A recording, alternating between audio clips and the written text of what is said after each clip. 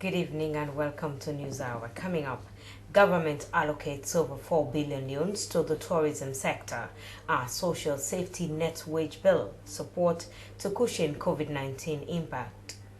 BBC Media Action informs Minister of Information and Communications about the British High Commission's support to the independent media for democratic governance in Sierra Leone. And President of the Sierra Leone Association of Local Councils calls on central government to devolve powers to local councils. Well, all these and more coming up in this edition of the news. But first, we'll bring you the coronavirus preventive message. You see how this woman wearing mask? Now so you say for wear your mask. If for cover your nose and your mouth all time. No use mask way small for you. No take the mask and put under your chin, not to chin guard. No wear your mask and left your nose na door, because now you know small the virus they pass for enter your body. Where you wear mask, if you cover your nose and your mouth, take go under your chin. If you not wear and so, it no go protect you. So wear your mask fine all time. Please stay safe, stay at home to save all of us. Corona is real. And now for the news in detail, my name is Daphne Zainab Kamara.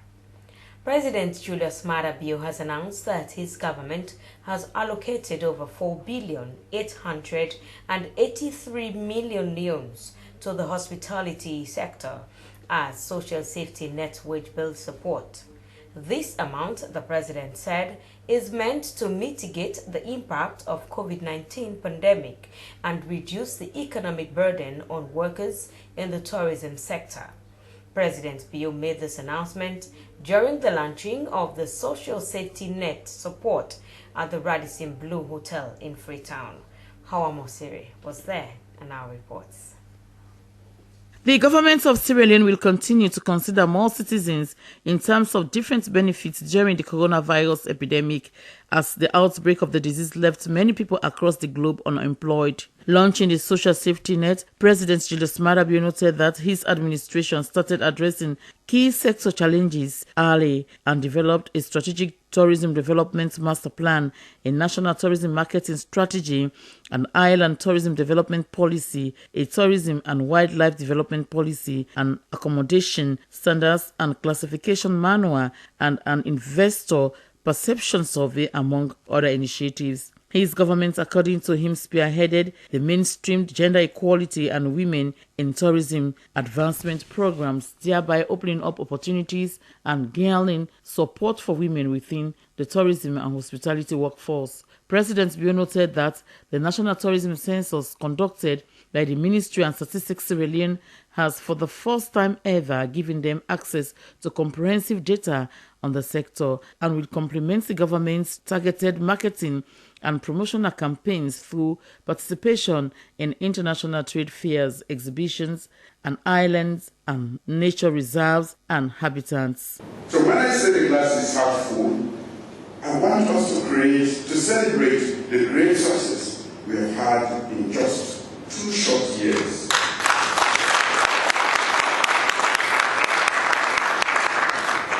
There is no gainsaying that the global COVID-19 pandemic has led to greater uncertainty for the sector. With temporary bans and restrictions on international commercial travel, tourist visitor flows have ebbed considerably, as you must have noticed.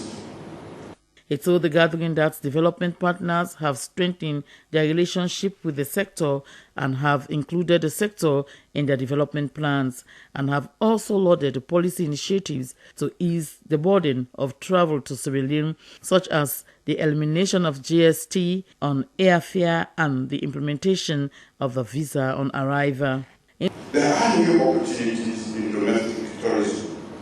Sierra Leoneans and neighbors can know, enjoy, and love more about the rich and vibrant beauty that our country offers.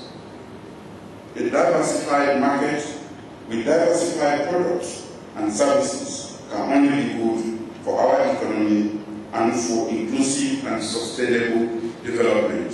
Indeed, the cup is half full, and by our action, we will make it full and make tourism and hospitality contribute immensely to our economy. With these remarks, I now formally launch this social safety network period support, and I thank you all for your audience.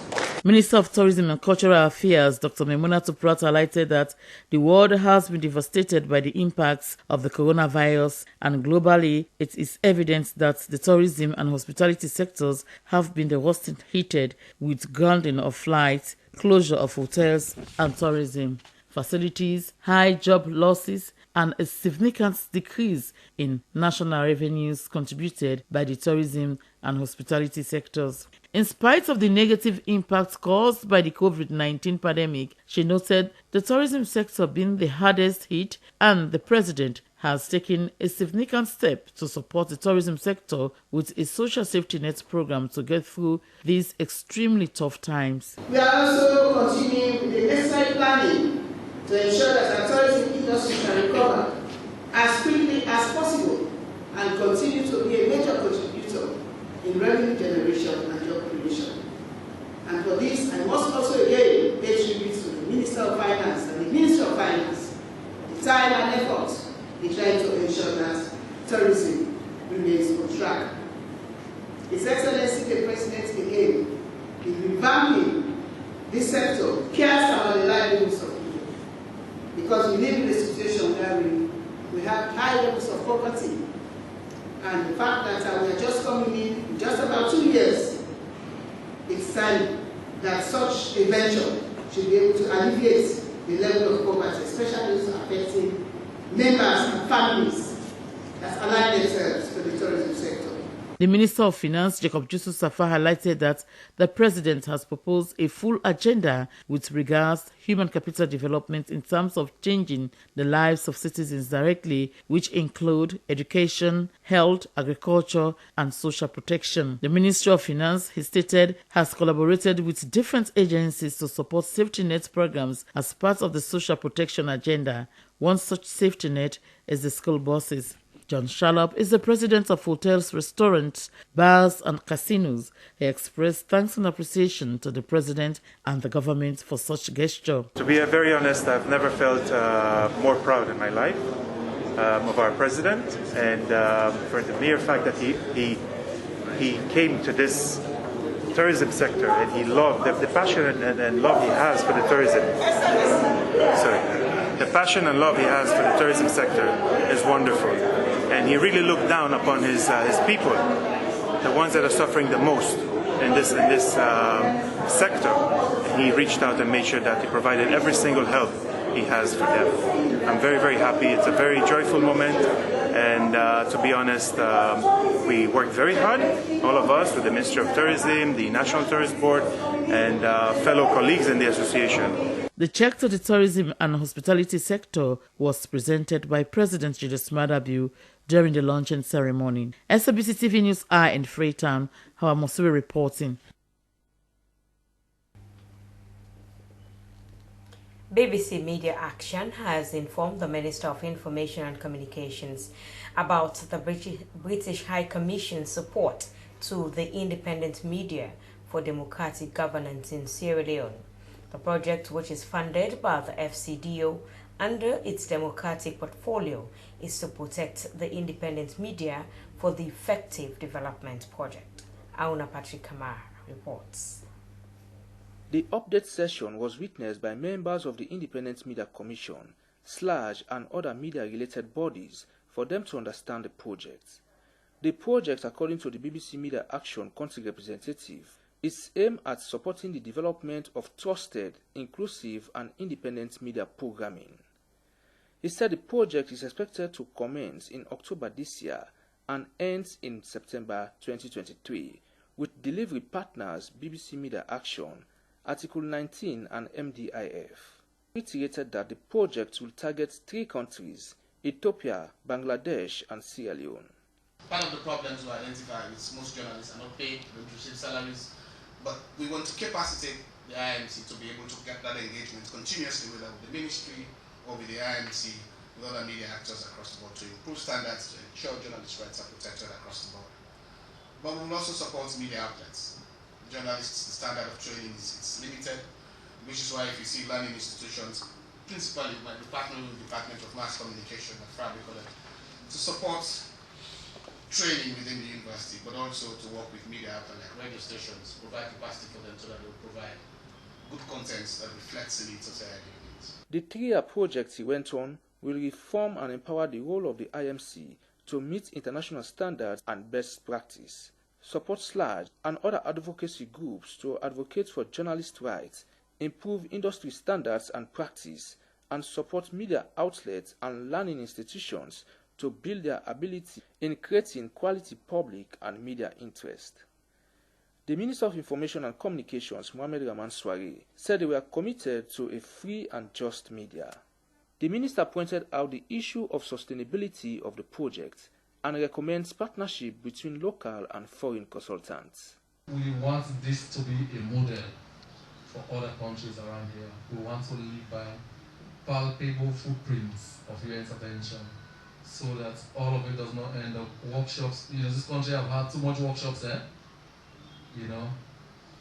So just those issues so that we can cheer on them. Yeah. The minister noted that they are pleased to be part of the media change in the country and pledged his ministry's commitment to the success of the project. SLAG representatives and other media bodies commended the intervention of the project and called for the finalization of the information and media policy. They said their focus was to look ahead after the repeal of the libel law and to take advantage of the media freedom in reforming a responsibly and professional media. The chairman of the Independent Media Commission, George Koyama, said since they took over, training, consultation and other functions that were to be undertaken by the commission were not met, adding that with this project, they are now sure of undertaking full commitment of those functions. The project is expected to promote free and pluralistic media, promote fair competition, protect against exploitation by the media, universal access to coverage and undertake media research. Aruna Patukama, NewsHour.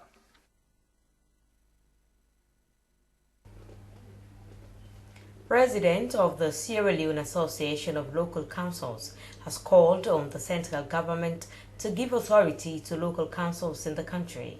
Joseph Munda Bindi said devolution of powers to local authorities would be meaningless if they were devoid of functions, personnel and money to perform their functions. He was speaking during a stakeholders engagement to commemorate this year's African Day of Decentralization and Local Development in Sierra Leone at the Jala venue, Aberdeen in Freetown. Sohi Ibrahim Kamar sent in this report. This African Day of Decentralization, which usually comes on August 10th every year, is an event meant to discuss the challenges African countries face in the implementation of decentralization and local development policies. President of Local Councils Association of Sierra Leone, Joseph Munda Bindi, told his audience that this year's commemoration comes amidst numerous challenges facing local councils. Joseph Bindi said local councils generally continue to go underfunded and have no power to determine their development. He emphasized that the day was an awakening call for action towards the cause of a meaningful decentralization process, whilst re-echoing the theme for this year's celebration, which is the contribution of local authorities to conflict prevention and peacekeeping in Africa. Mr. Bindi noted that local authorities play a key role in conflict prevention and peacekeeping in Africa. Building a lasting peace in Africa, he said, takes into account the recognition of local authorities as not only actors of development, but actors of peace in their own right. Our objective here, as I said, is to localize the dreams of Africa to Sierra Leone. That we want to ensure we all contribute to conflict prevention and promoting peace in every community in our country, Sierra Leone. The commemoration drew the Minister of Local Government and Rural Development, Mayor of Freetown, Chairman of Parliamentary Oversight on Local Government, and Inspector General of Police, representatives from local councils, Office of National Security, and civil society organizations, among others. Chairperson of the Tonkolili District Council, Yabum Sise, called for inter-ministerial coordination in the local government. She appealed to all political parties to divorce politics from the activities of local councils. She urged ministries to delegate functions to local councils as provided by the Local Government Act of 2004. Inspector General of Police Ambrose Sovula said the Sierra Leone Police was playing a major role in conflict prevention and peacekeeping in Sierra Leone. The Inspector General of Police told his audience that the interface between the police and local authorities has created a platform for peace. We established what we refer to as local policing partnership in resolving conflict. In fact, people call it community policing, but we, the police in Sierra Leone, we tailor it and call it local needs policing. We call it local needs policing because the policing style in resolving conflicts in Makeni is quite different from that in Pujan. The culture and traditions are not the same, so we are able to design that type of policing and decentralize it to various policing divisions. I think we'll be able to decentralize better than any other institution in Sierra Leone. Anyone can prove me right or wrong. While closing the session, Minister of Local Government and Rural Development Tamba Lamina informed his audience that government's commitment to local councils was producing results day by day and that local councils were alive and continue to play their role. Mr. Lamina said a lot has been achieved and more also needs to be achieved. The more that is given, the more we want. But some of the issues that have been mentioned here today are far overdue as far as devolution of functions is concerned. You must be very much aware, as some of the speakers have spoken here today, that there are a range of issues that are currently ongoing as far as local governance is concerned. Amongst them, critical to that is the policy framework, which is now nearing completion. And as I speak today here, we know that a group of technicians will be going on a retreat over the weekend to look at some of the submissions that have been presented to be included in the policy before it's ready for submission to His Excellency. This African Day of Decentralization and Local Development is in accordance with the African Charter of Values and Principles of Decentralization and Local Governance and Local Development. And the theme for this year is in tune with the Agenda 2063 of the African Union, which proposed for a continent free of all forms of conflicts. Since the start of the month, some contingents of police officers and SLRSA Road Corps have been deployed along the main central business district across the city to monitor bike riders who default the traffic rules and regulations. Most of the bike riders have been arrested for minor offences, such as failing to register their bike to the SLRSA, overloading and riding without license, amongst others. In minimizing the minor traffic offences, the Center for the Accountability and the Rule of Law, COL, has engaged Sierra Leone Road Safety Authority in finding possible ways to ensure motorbike riders are not sent to prison for petty offences. Jonathan Turner reports. For the failure to register their bikes to the Sierra Leone Road Safety Authority using wrong license number plates, overloading, riding without license, and using the central business district, amongst others. Bike riders are most times found to be guilty of the aforementioned offenses, but many of them who have gotten arrested and charged for what are known as quality of life crimes simply do not believe that the law is serving its purpose. CAL project coordinator Fadumbe and Sumana said 90% of these riders are working for their paymasters, noting that sending them to prison and confiscating their bikes will increase the poverty rate in the country.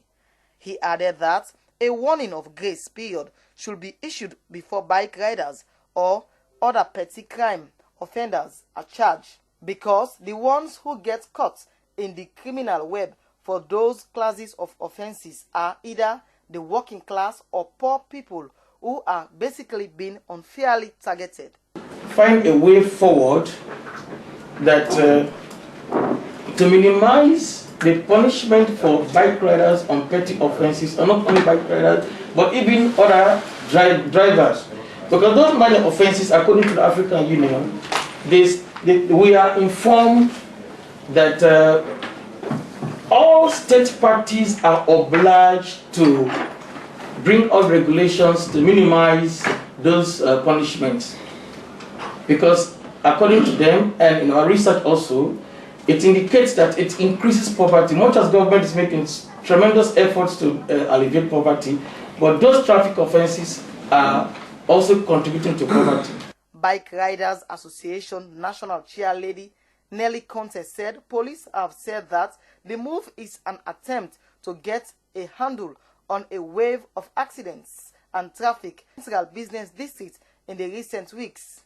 She, however, noted that these precautionaries are for petty offenses and that they are being unfairly targeted by police who do not exercise any discretion in their performance of their duties. Nevertheless, Sierra Leone Police Head of Traffic Investigations, Daniel Bokari, insisted that the department needs to show the public that they are serious about upholding the law by trying to fix the big problems, starting with the small and often looked offenses. He said these are crimes that are in our laws and need to be enforced. He noted that these are petty offenses that have been overlooked for quite some time, stressing that they have been trying different approaches to combat this and end all forms of crime in the country. Sierra Leone Road Safety Authority Executive Director Ibrahim Sano said over 40% of bikes are not registered with their corporation. He stressed that to salvage shared behavior by the riders, there must be additional road sign posts across the country and ethics training for the riders. That part of the advocacy has to be complemented with sensitization and education. So we can partner with the Ministry of Youth, partner with the police and us and CARL, OCO, wherever is supporting them to embark on this sensitization training. They equally don't have licenses. You can also help them get licenses. And that's very correct, because most of those people can just learn to ride overnight. And by the time they set the brakes, they start riding bike. As long as they can hop on the bike, rev the engine and go, that's it. So we really have to see how we can build consensus. So firstly, try to educate them on the road signs, road ethics. The Center for Accountability and Rule of Law, CAL, is an independent non-profit organization that seeks to promote a just society for all in Sierra Leone through monitoring institutions of accountability, outreach and advocacy for institution transparency, capacity building, and the empowerment of citizens. For SLBC News, Jonathan Turner reporting. This is News Hour coming to you live on SLBC Television in Freetown. It's now time for news around the African continent.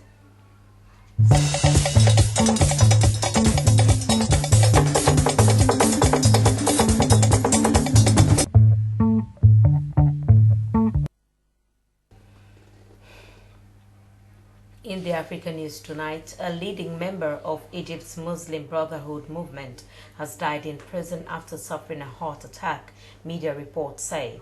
Essam Al-Arian, 66, was arrested in 2013 following the overthrow of Mohamed Morsi's government by the military. He was serving several life sentences at the Tora prison in southern Cairo when he died, the report saying. There has been no official announcement of his death, but it was reported by both pro-government and pro-Brotherhood websites. Police in Ivory Coast have fired tear gas and at opposition supporters protesting against President Alassane Ouattara's decision to run for a third term in office. Demonstrators defied a ban on protest, erecting barricades and burning tires in the commercial capital Abidjan and elsewhere.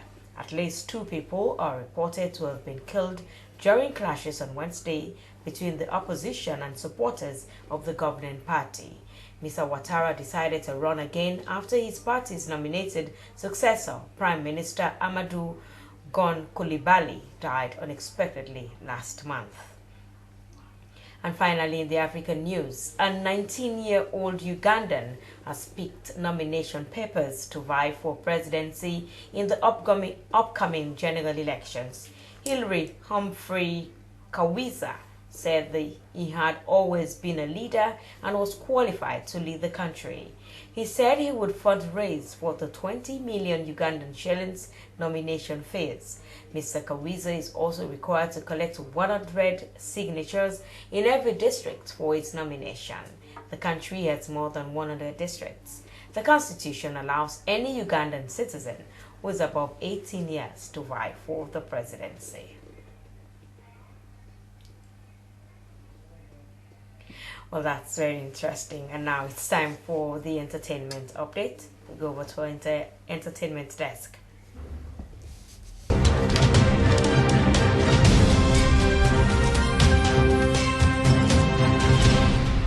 Hello and welcome to Entertainment News. Not too long ago, a 14-year-old boy, Edward Zizo Johnson, was trending on social media with his rap skills. Edward Zizo Johnson is a Form 3 pupil at the Albert Academy.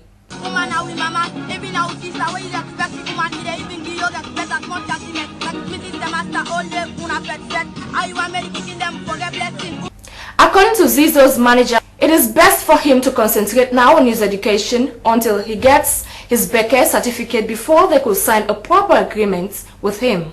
I've encouraged Edward Zizo Johnson to take his academic very seriously, which is my topmost priority. And what I did, I come in contact with his class teacher, talked to him, since he's presently at the examination class. I talked to him, enroll him to his class. Presently, like after school, he take classes, which I've done so far. Continued that the young rapper Edward Zizo Johnson's talents in rap music has attracted the likes of Chief Executive Officer of the Kabaka Multimedia Entertainment, Abubakar Toure. We come in contact with Kabaka. We had a one-on-one chat with him, and he did not hide his admiration for the boy and how much respect he has for the boy based on his talents. Like, he asked us if we can let him mentor the boy academically and musically. Now let's look into the trend on Big Brother Naija Season 5 lockdown show. During last Sunday's eviction, Ebuka questioned Dora on her position as Ozo's friend, and she denied having any feelings for Ozo. But let's take a look at this.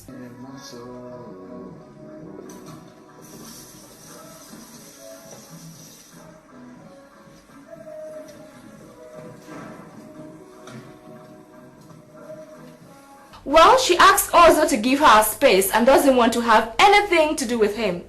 But some fans are assuming that she is jealous of how the similar relationship between Ozo and Nenge is going. Whilst others are saying Dora is another Lekon in the house, both housemates happen to fall in love with those who prefers another person. It appears that the love triangle thing is now a common phenomenon in the house, as Prince, Tolani Bach and Wathoni are also in a slight misunderstanding. Well, that's all we have time for. I have been Cynthia Kama. Thanks for being with me. Well, But from the entertainment desk, we go over to our sports desk for the sports update.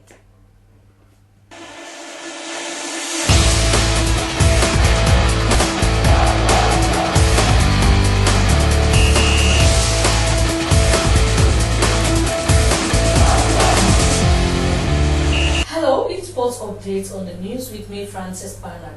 In this edition, we'll bring you the latest on the National Sports Authority's registration process. And in tennis, we shall be talking about former world number 1 Serena Williams. The head of media and communications, National Sports Authority, has disclosed to the Slbc that the registration process for sporting disciplines to be part of the authority has ended.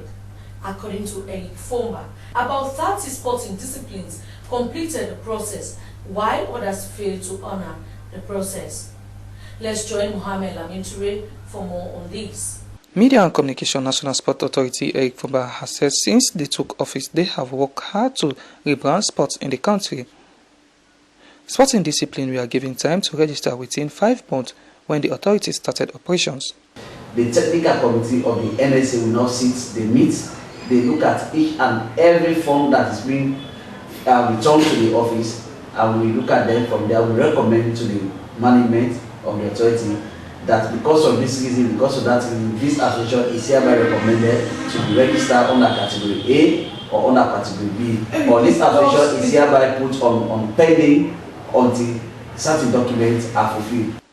He said the authority and policy are critical tools towards the sustainable transformation of sports governance mechanism in the country. As an authority, their priority include ensuring the play and win, encourage participation and sustainable sport, commercializing sport, improving sport career development and maintaining high organizational excellence within the sporting sector. And in the international scene, former world number 1 Serena Williams recovered from a set and 3 break points down to beat compatriot Bernarda Pera in her first match in 6 months. The American, who has 23 Grand Slam singles titles, was in deep trouble when 4-6 and 0-40 down at 4-4 in the second set at the top seed Open in Kentucky. But she recovered to prevail 4-6, 6-4, 6-1 in 2 hours and 15 minutes.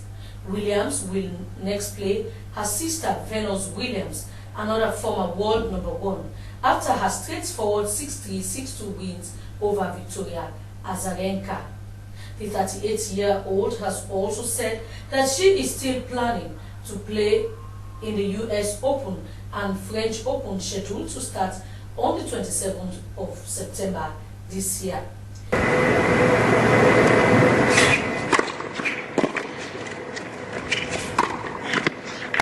Fantastic service game. Well, that's it for the latest in sports on the news. I am Frances Bernard.